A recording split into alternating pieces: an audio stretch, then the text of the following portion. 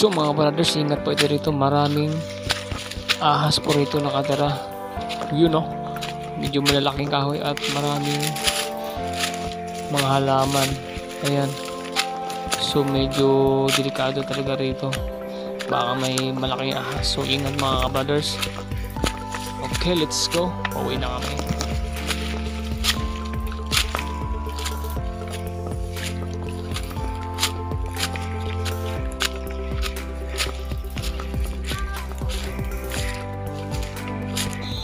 You know, fairness na mga brothers, ang daming huling nyug.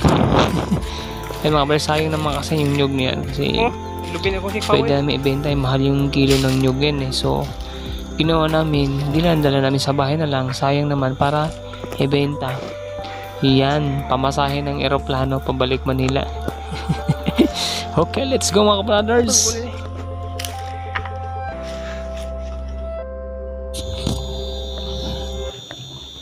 You know, Brother James, what happened?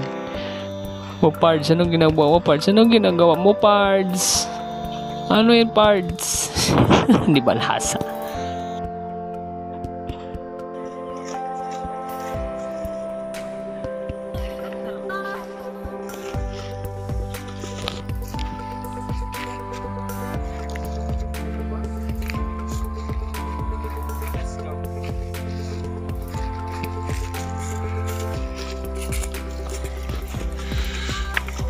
Lipong ko eh.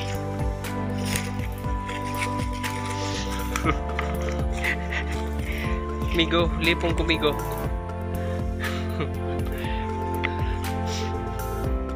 Coconut for sale.